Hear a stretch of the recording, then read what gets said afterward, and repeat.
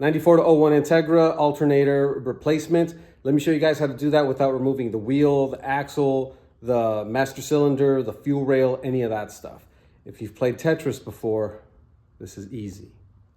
And please, before you start anything, disconnect your battery.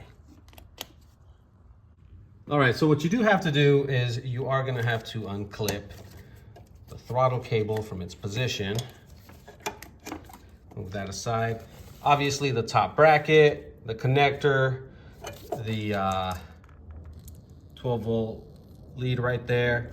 And obviously you do have to loosen the bottom bolt and remove it, but you don't have to take anything else out.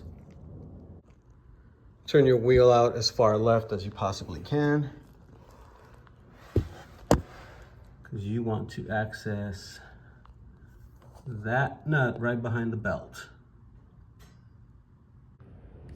Everything's removed. The top bracket, the bottom mounting bolt, connections, and now we're gonna move this out of place and lift it out. All right, take note that the plug, so you're gonna lift it and you're gonna turn it. The brown plug for OBD2 or the green plug for OBD1s has to face down at the bottom. And again, you don't have to remove anything, but do take care to not damage your fuel line. And you can see right there, and you can just lift it out. Alternator out. All right, see, that was not bad at all. You didn't have to remove anything. The one thing is that just try to make sure that you don't mar up your paint. Make sure that you don't nick anything, and it's pretty easy to remove. So let's get the other one. All right, putting this one back in, just the reinstallation. This is the remand unit. Again, brown plug at the bottom.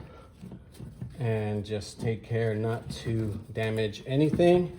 And you can slide it back in. That easy.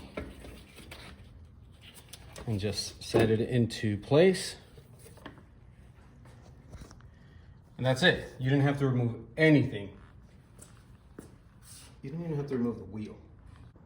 There you have it. That's it. Easy peasy. Doesn't get any easier than that. Hopefully this saves you guys a lot of time, getting you back on the road as quickly as possible. Let me know if this helps you guys. I'll see you on the next one.